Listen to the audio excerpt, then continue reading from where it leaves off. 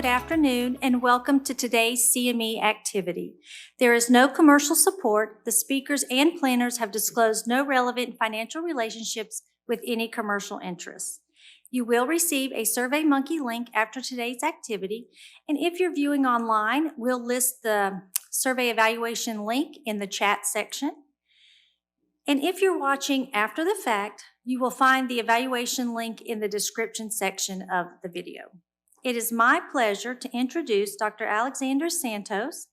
Dr. Santos is one of Northeast Georgia's PGY3 internal medicine residents. He will be pursuing an infectious disease fellowship in July. Dr. Santos is interested in antibiotic stewardship and tropical diseases. Join me in welcoming Dr. Santos. Oh, hello, everybody. Thank you for the warm applause. I'm Dr. Santos, one of the PGY3s. I'm going to be going into infectious disease in South Carolina. And one of the big subject matter that I love about infectious disease is antibiotic stewardship. So we're going to talk a little bit about it. So I have no financial relationships or disclosures. And some of the learning objectives.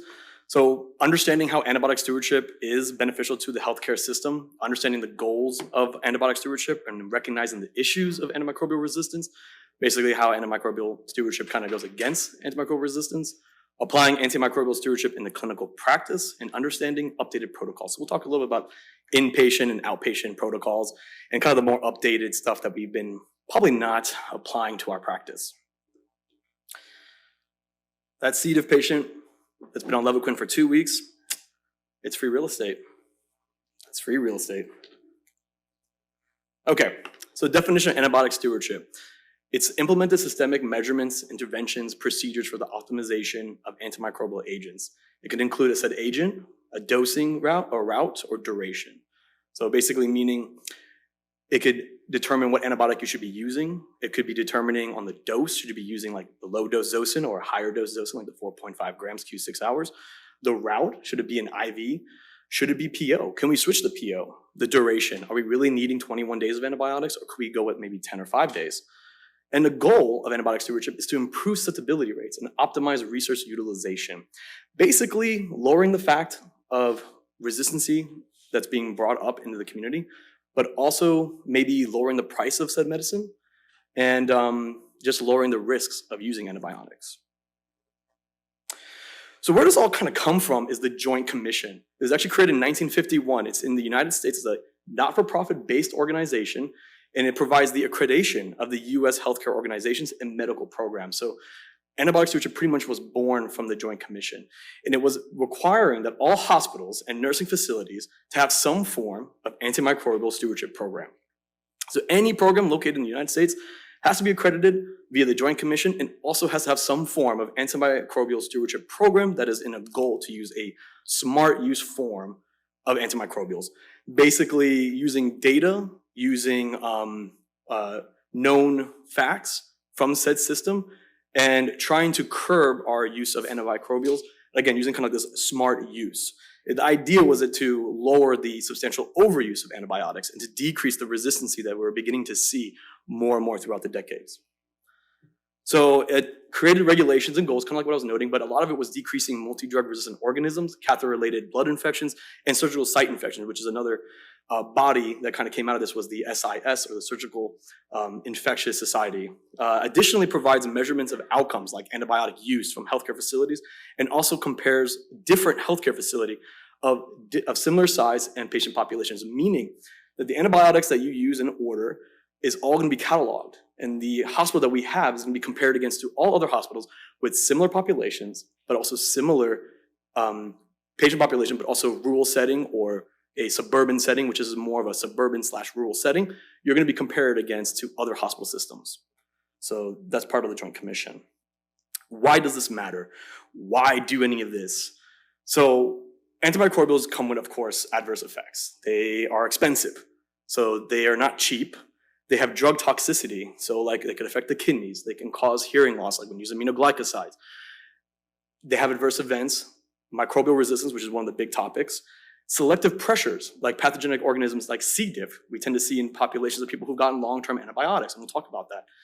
But also I think one cool fact is the change in the microbiome. So anytime you give somebody antibiotics, their microbiome actually shifts. And this can last for as long as 1 year. So just giving somebody a regular dose of antibiotics, this will cause their intestinal biome to actually shift, and it will not usually go back to its normal biome that the patient has pretty much had since birth for 1 year. I think that's pretty crazy. And I think one thing I missed here was the allergies. I mean, we're going to talk a little bit about how allergy is actually a big cost to the medical system and how it brings a lot of ED visits. But allergies, we all know, and we all seen patients who have multiple allergies on antibiotics, and it kind of causes so much confusion and worry on what do we treat these patients with said antibiotics. So what are we doing? So I'm going to talk a little about the NGHS and our strategy of what we do and what the Antibiotic Stewardship Committee does. The main focus, again, with antimicrobial stewardship is to provide policies, practices, and actually use them for antimicrobials in the inpatient, outpatient setting. So how are our strategies? So I have a bunch of slides I'm going to talk about. Rapid identification of pathogens with resistance. We have protected antibiotics. We have pharmacy review using a PharmD who specializes in antibiotics. I don't really have a slide on the PharmD specialization, but if you've ever ordered antibiotics, especially in the ICU setting, you probably have gotten some message from one of the PharmDs who will actually look at your antibiotic and then kind of determine, is this something that really needs to be done? Do we need to go lower? Can we go from IV to PO? They might even recommend some antibiotics. Actually, a strategy of antimicrobial stewardship. So this slide right here is one of the common things that you have probably seen whenever you or have ever ordered blood culture or sputum culture, anything like that. If you or someone else has ordered and you see now the results, this is antibiotic stewardship, like right here. And it might not seem like it because this is second nature to us. That we look at this, we pick the antibiotic, that's susceptible. Oh, it has a MIC of this. We can now change the antibiotic. Well, that's antibiotic stewardship. So this is extremely important. You got a lot of things here. You got the culture where this is coming from. You have the bug that's now noted. Right here it says vancomycin-resistant enterococcus. You got a strain. You have what bug it is. You now have a nice little list of antibiotics. So you're maybe using something broad, and now you can say with confidence that you could change it. I think that's extremely important. This is very, very nice, and it's very quick to lower the antibiotics, and you're pretty okay with downgrading some antibiotics to maybe a user-friendly antibiotic or something that's lesser, or going to a PO.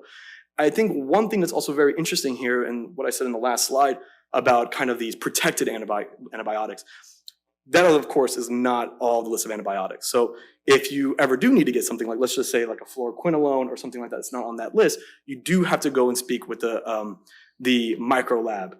Now they could then determine to kind of show this antibiotic. They're doing that for a good reason. I know it could be irritating that why aren't this is not all the antibiotics. We have maybe 7 antibiotics here. No, that cannot be true.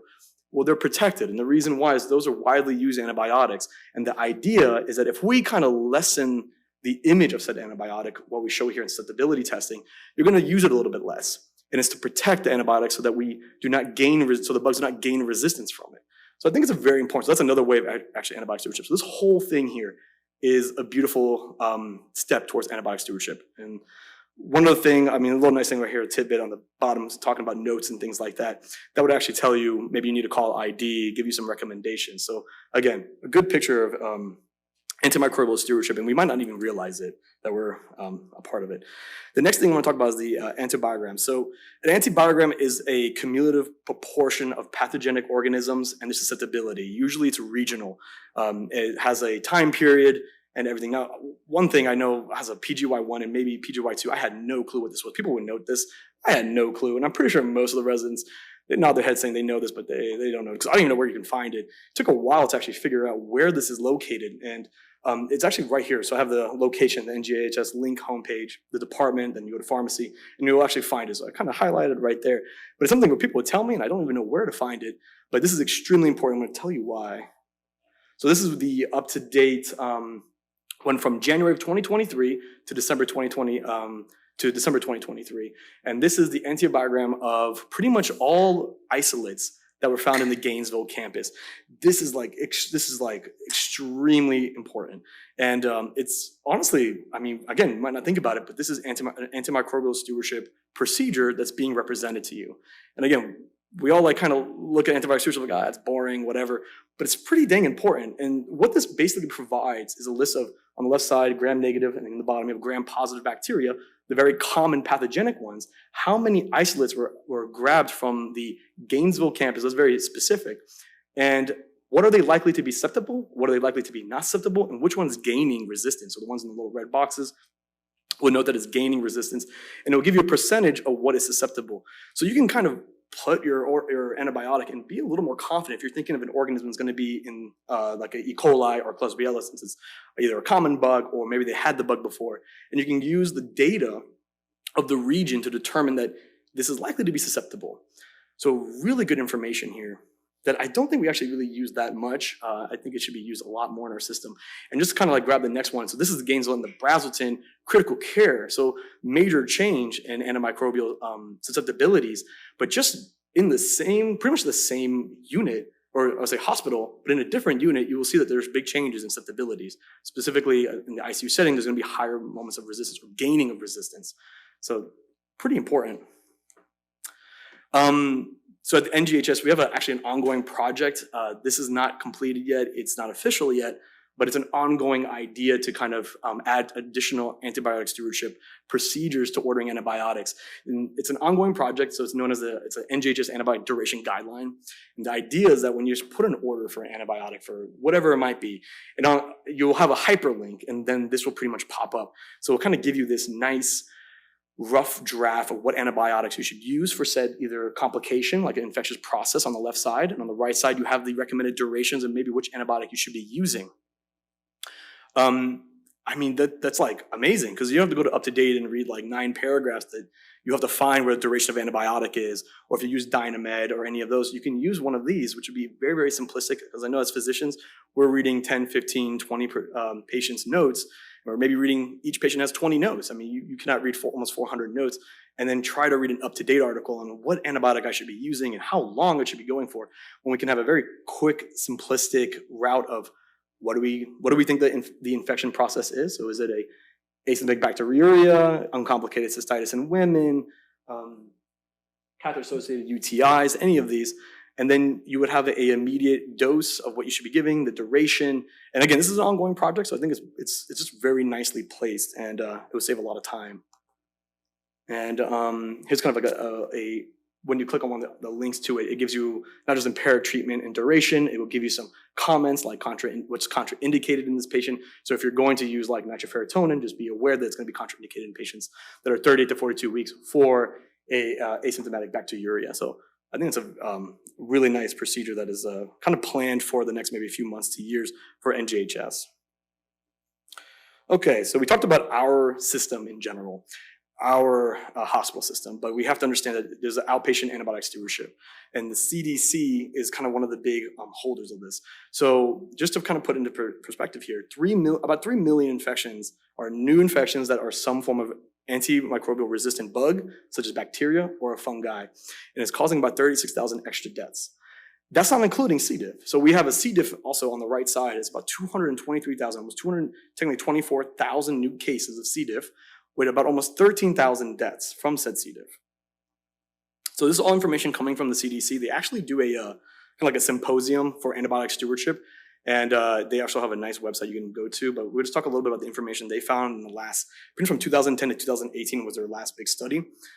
So first off, the antimicrobial stewardship and where antibiotics are going towards. What are we spending the money on? Where are we seeing the prevalence of resistance? So what this slide is talking about is just some money, just how much money is in antibiotics. Not saying it's inappropriate or anything, but this is just how much money is being spent on the outpatient on the left side. It's $33.2 billion would it be. This is from 2010 to 2015.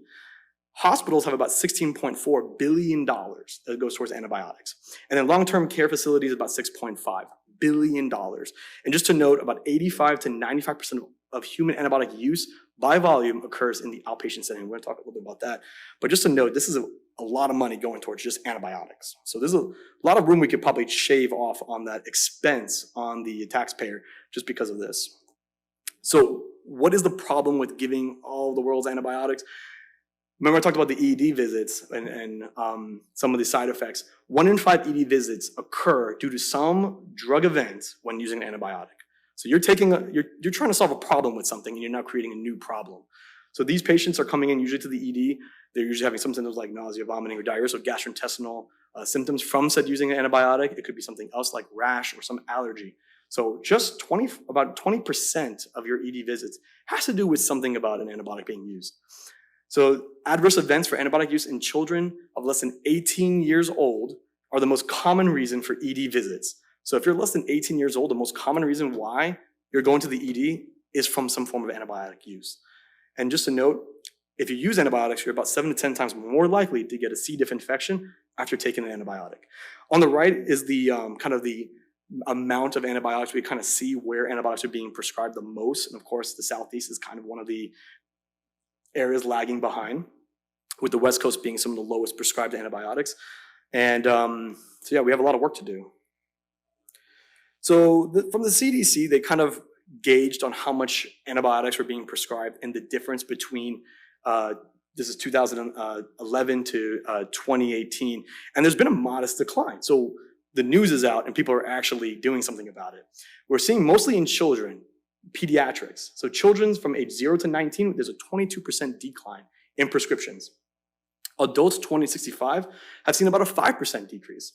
And the CDC estimates that at least 28% of antibiotic prescriptions are unnecessary. So about 1/4 of all antibiotics should not have even been prescribed. There was no reason to do it. We're just doing it to feel better, or someone's doing it because they're just unsure. And maybe we're just practicing defensive medicine. I mean, that's very common that we just kind of provide defensive medicine in our background to say, hey, this patient maybe should just go to 10 days of antibiotics, or maybe we should just give her antibiotics just in case. But we're getting somewhere. But where are these antibiotics now going towards, and where can we work from here? So respiratory infection is the main driver of antibiotic use, especially in the outpatient setting. So this is pretty much what are the percentages of antibiotics. So acute otitis media, pharyngitis is about 18% of all antibiotics in the outpatient setting was going towards there. Bronchitis, viral upper respiratory infections is 10%, pneumonia 2%. So pretty good amount of antibiotics just going towards some form of upper respiratory illness, while skin and UTI have about 15% of antibiotic prescriptions. Now we're going to talk about inappropriate prescriptions and where they're coming from.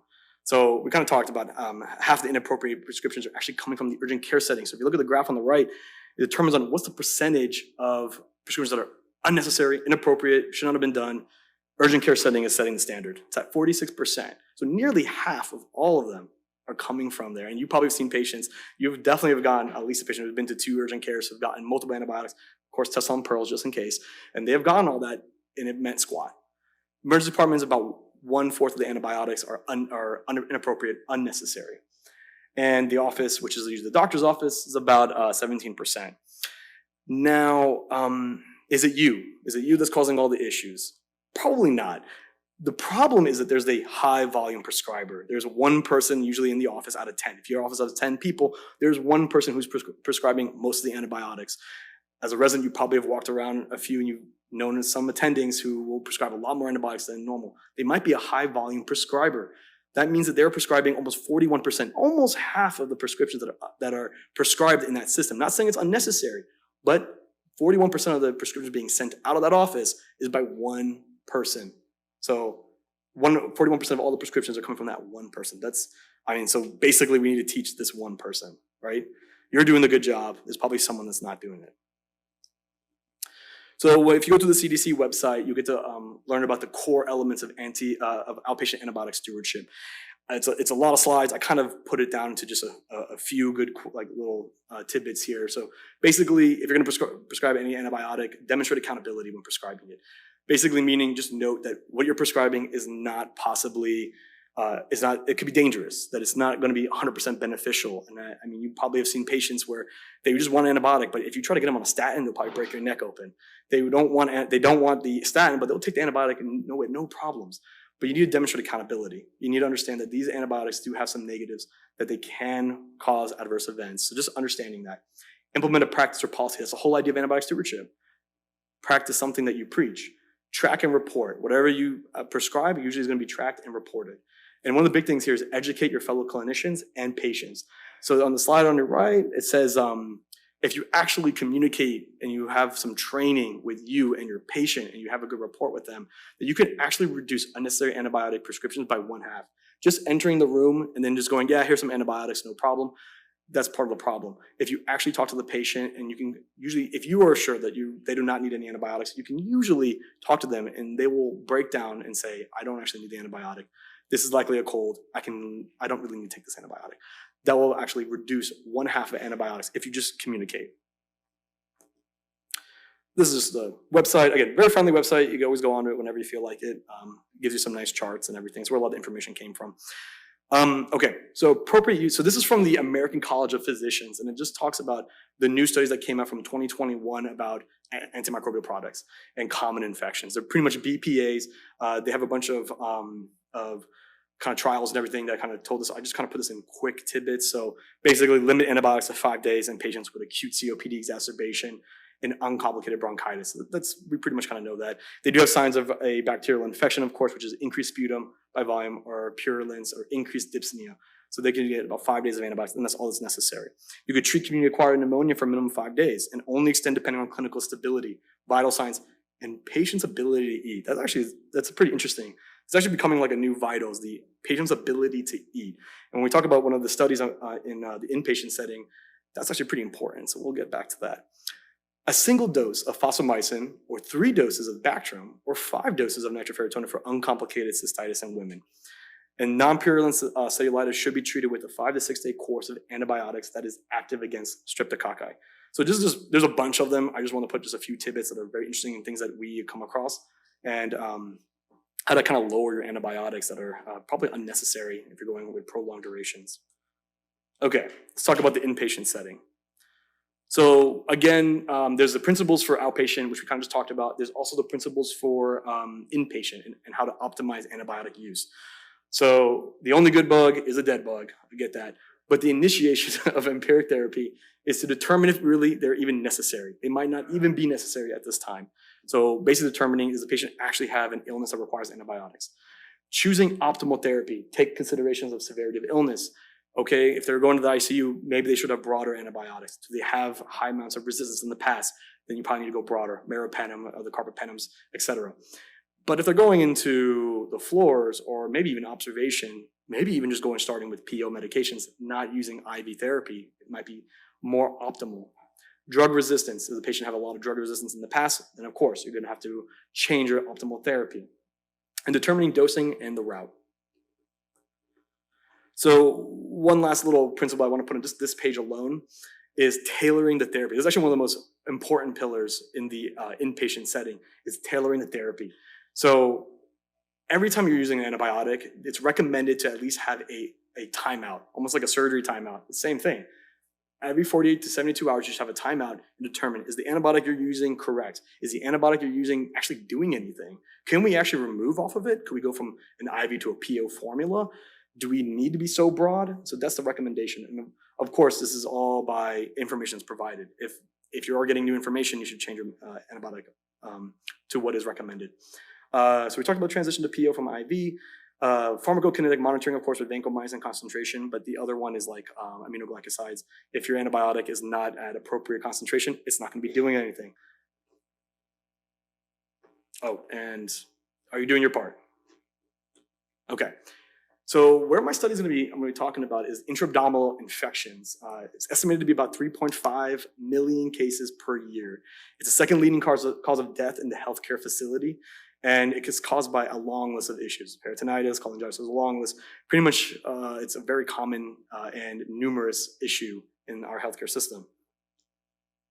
Predominant organisms. So when you think about someone who's having an intra-abdominal infection, your coliform groups. That's the E. coli, the Kleb, the Proteus, and the Enterobacter.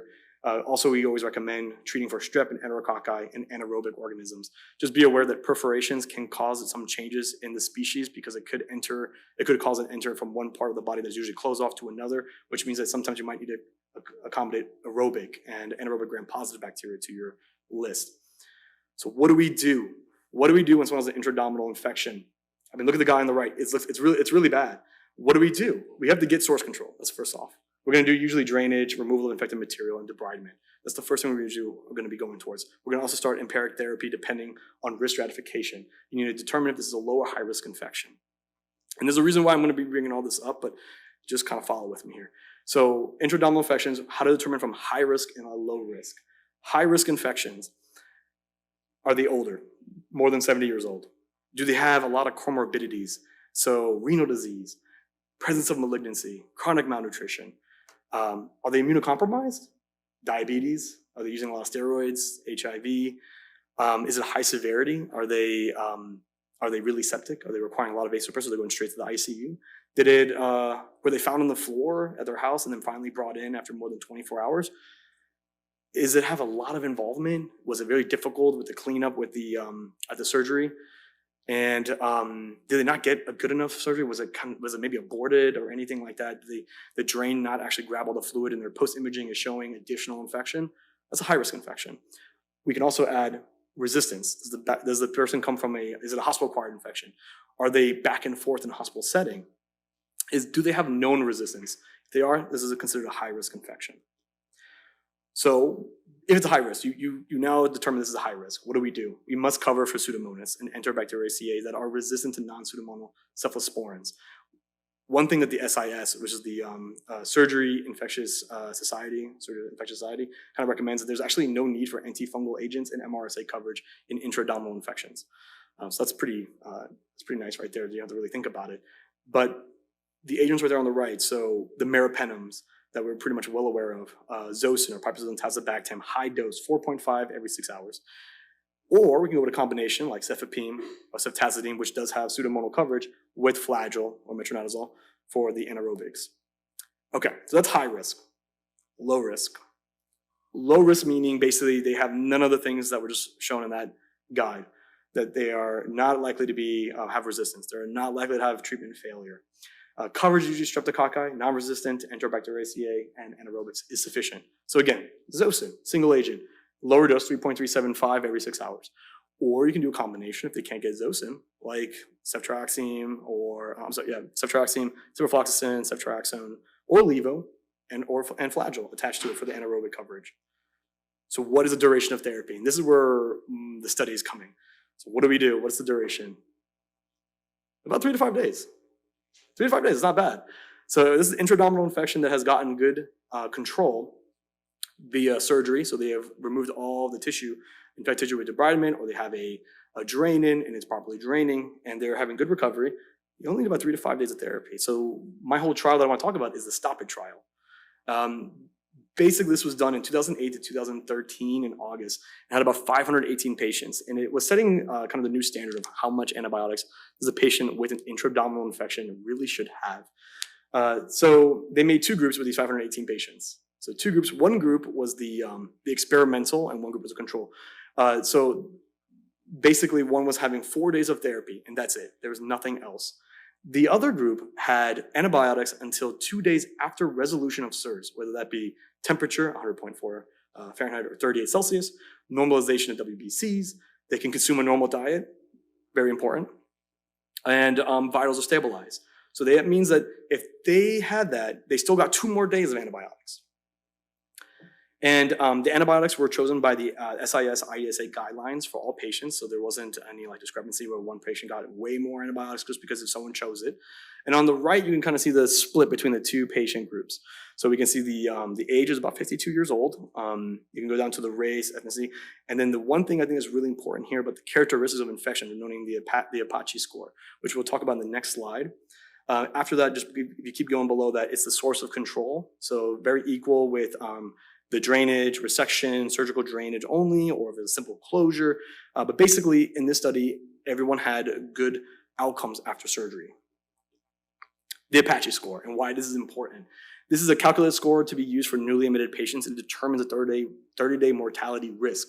Basically, it grabs vitals, lab findings, how the patient looks, the GCS score, everything, and it determines how likely they are to pretty much die in the next 30 days. So in this study, they had a pretty much close Apache score. So you couldn't use the fact that maybe one patient's a little bit more sick, and that's why they had worse outcomes compared to another person that only got the 4-day antibiotic or the 8-day antibiotic or 7 days of antibiotic. So again, the tool used for stratification, and again, predicts mortality. The higher the score, of course, the higher the risk of mortality.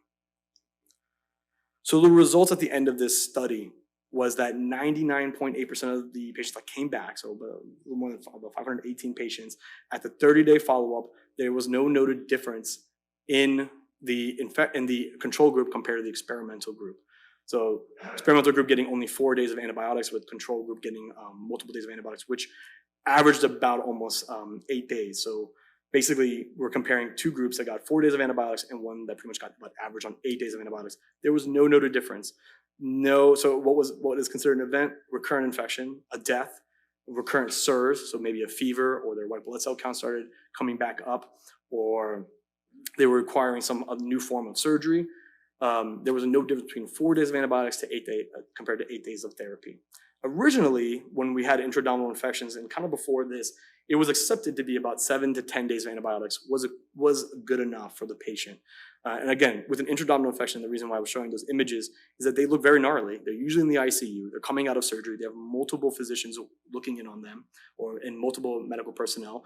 They require high care. So you would usually bounce up to the 10 days, and usually even further than that. So I was told that I have to have some quiz questions. Okay. So a set of procedures or policy that are followed by medical center or facility which facilitates antimicrobial use and tracking. Would you like us to answer the question? Sure. Okay, we need a volunteer. Does anyone know? Phone a friend. Here we go. Antimicrobial stewardship, B. Yes. So okay. It is B, antimicrobial stewardship. Basically, it's a set of procedures and policies. Of course, the Joint Commission, I think we talked about in the beginning in 1951, that's the pretty much nonprofit organization that was requiring all hospitals to have some form of, they're going to have accreditation and requiring people to have the antimicrobial stewardship. CDC, Center for Disease and Control and Prevention, I mean, they just pretty much talk about antimicrobial stewardship, and they bring out a lot of data. And of course, the Food Drug does not really have much, I think, to do with antimicrobial stewardship. Okay.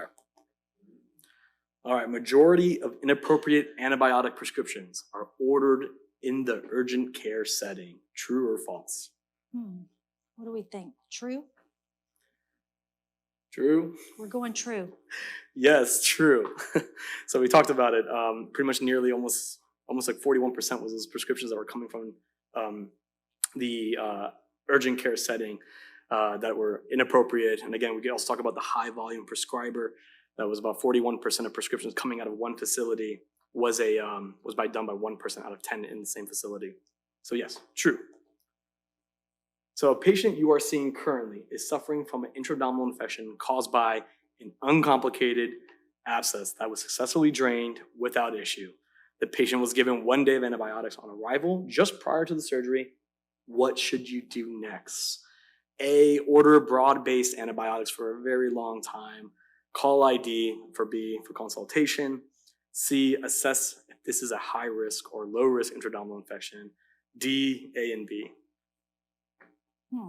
What do we think? It's a tough one. We're going C. C, yeah, you're right. Assess if this is a high risk and low risk. So just kind of break it back down. Whenever you have an intradermal infection, determine if this is a high risk or low risk infection. Kind of talked about it. High risk, an elderly patient, so above 70. They've been not in the hospital, or they've been pretty much somewhere else, not getting therapy for more than 24 hours. High risk of resistance. The area is large. The drainage or the surgery was either aborted or it was not properly completed or was not able to be completely successful. They're septic. They're requiring high vasopressors. They're in the ICU. They come from a background of multiple hospitalizations, and or were here and they developed it here. Again, with low risk being pretty much none of those. So that determines your antibiotic duration. That can determine your antibiotic, not duration, but which antibiotic to actually use.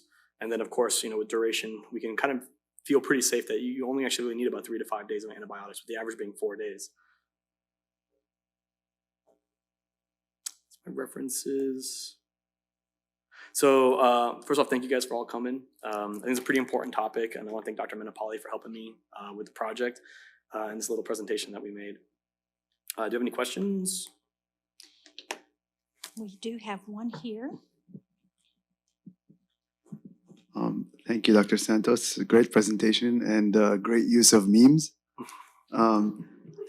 So I wasn't surprised at all about the urgent care setting being the most, the number one place for inappropriate antibiotics. Seems like if somebody sneezes and goes to the urgent care, they give him a really long course of antibiotics.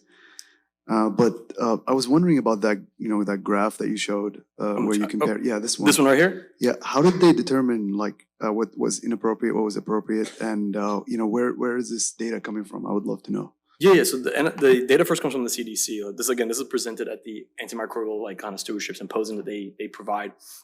So this was back in 2014, and it was visits that were considered inappropriate acute respiratory infection. So this is patients that did not meet the qualification of a true set infection.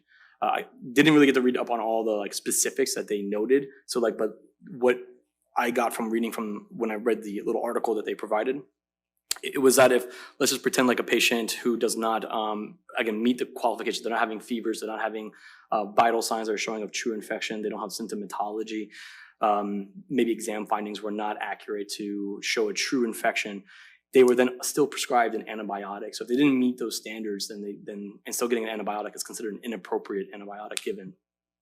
So again, I didn't really list the standardization of it, but that was kind of the rough draft of when I read it. Excellent. Any other questions or comments in the room? We do have one in the chat.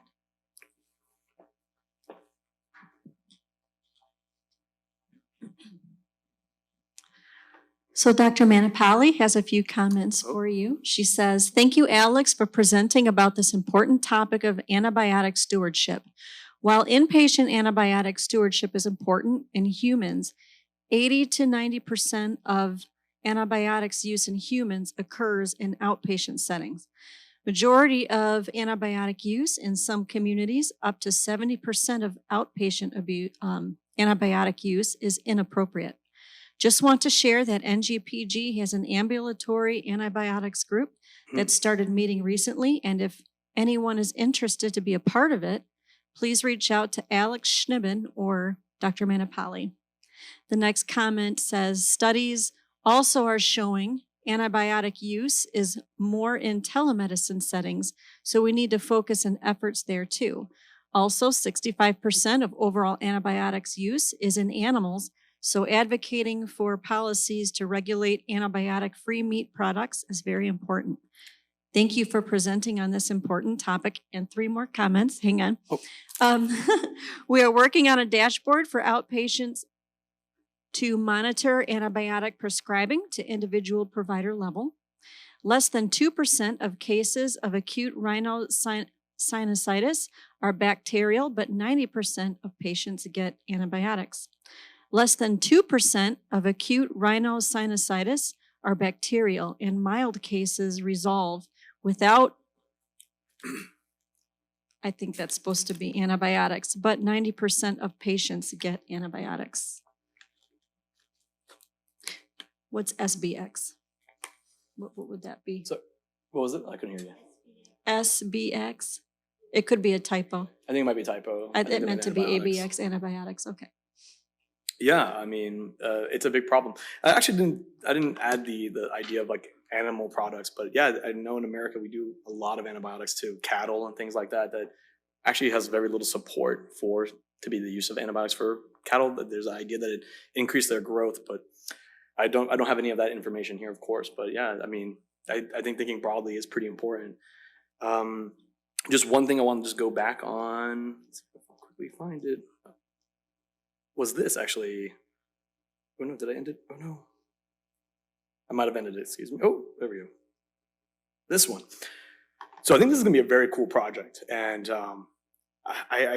it's sad that I'm not gonna at least be here as a PGY3, and most PGY3s are not gonna be able to see this. I think it would make antibiotics and basically infectious disease a little bit more fun and enjoyable because it is difficult. You guys could all probably know, you probably all know, you look up antibiotics and duration and therapy, it's pretty different. It's really sometimes hard to find a concise thing to go by. If you go with UpToDate, it will give you a bunch of information. If you go to Dynamed, again, all of these, it's a little difficult. And it's kind of nice that we're gonna have a very quick and easy hyperlink when ordering antibiotics and what to order and just be very, very concise and simple rather than trying to read through a bunch of stuff. And again, offering pretty much different recommendations and durations, and you can feel confident with this. So I just want to bring this back up, but I think this is going to be really cool when this is finished. And again, it's an ongoing project, and hopefully in the next few maybe years, this will be implemented more and more in other hospital systems too, where they have a quick guide for antibiotics. Just because I know we have little time and we're extremely busy, this could definitely save a lot of time. Well, that's my presentation. Is there any other questions? Any other questions or comments? Oh, yes, hold Dr. on. Gross? One more.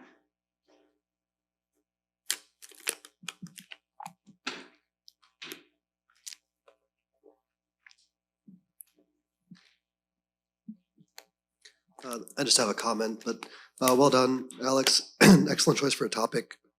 I'm glad you elaborated on this. Whenever what the Antibiotic Stewardship Committee is doing.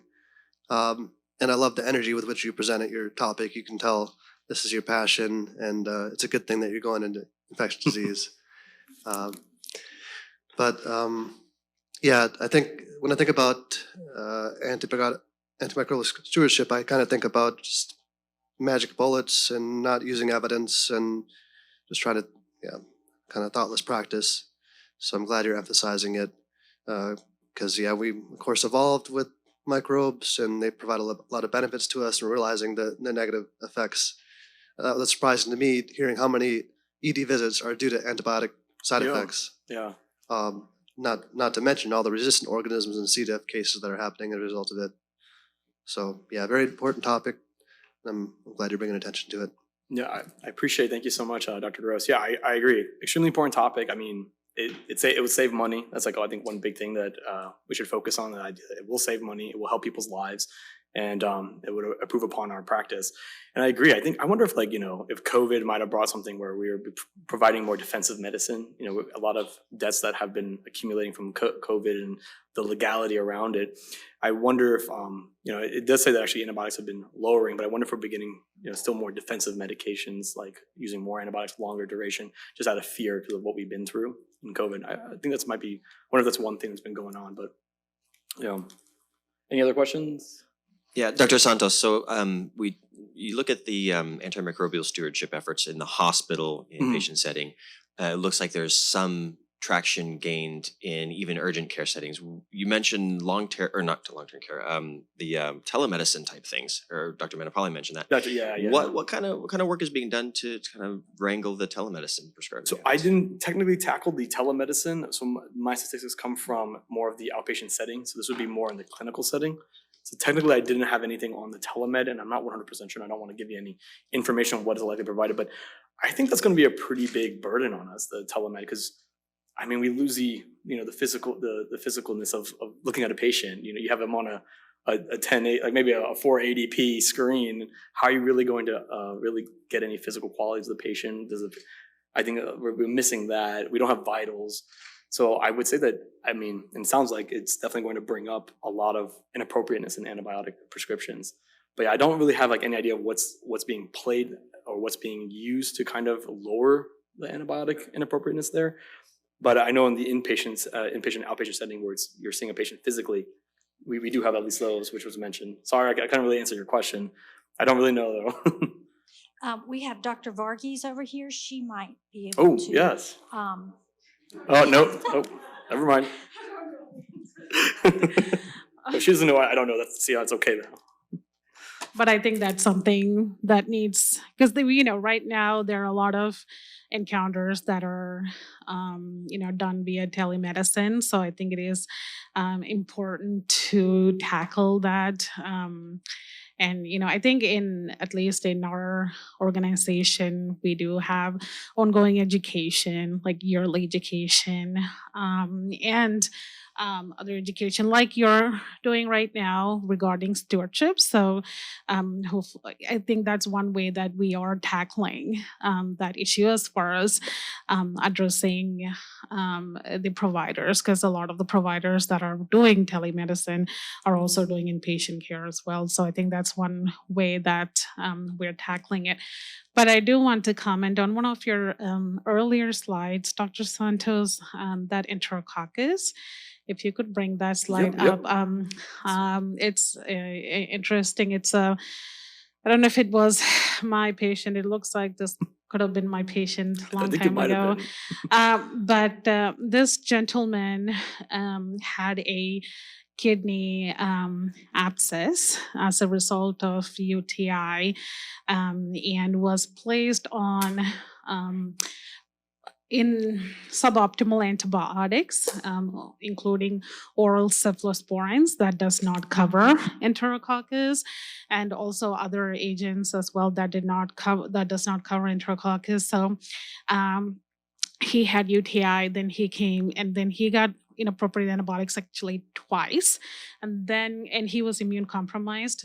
Was on steroids, rheumatoid arthritis. And then when he came the third time, he had Enterococcus faecium growing in his blood. And as you can see here, generally speaking, Enterococcus faecium, about 100% of them, almost 100% of them are resistant to ampicillin, and generally speaking, and then about 85% of them are VREs. So in this case, you could actually see the trend of the resistance of the enterococcus in this patient. If you look at his history, it was susceptible to ampicillin at first, it was susceptible to vancomycin, and then it became more and more resistant to the point where it became a VRE. So for VRE organisms, our go-to drug is daptomycin. We actually don't do susceptibilities of that in-house, so we actually send it out. So 7 days later, we found out that it is actually resistant to daptomycin as well, that the patient actually never received before. So this also highlights the importance of how, without source control and with using inappropriate antibiotics, how patients could develop a multi-drug resistant organism where you literally do run out of antibiotics to treat them with, and then it is quite challenging to face. It must be very frightening to kind of see this patient and you start seeing more and more antibiotics getting knocked off the list as you keep getting closer and closer. Yeah, that's this actually was from your slide that I wanted to show because I think it had a good optimal view of the antibiotics. So I think it is from that patient, like you noted. But yeah, this, I think, again, very good antimicrobial stewardship kind of thing over here. But you get to see in real time a bug generating more and more resistance as you're treating the patient over and over again.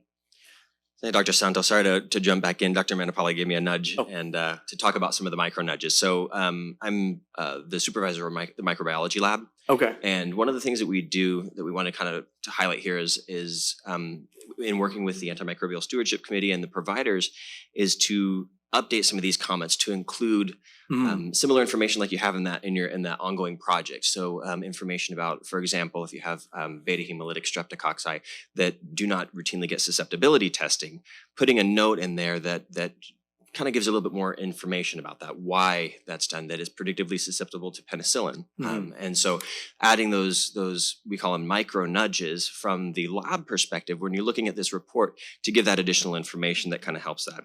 When we look at test utilization, changing over to more rapid methods of testing, we're in the process of doing some things with that, with changing over some of our testing to better get those results in to rule out MRSA and allow for de-escalation from vancomycin for patients that have pneumonia.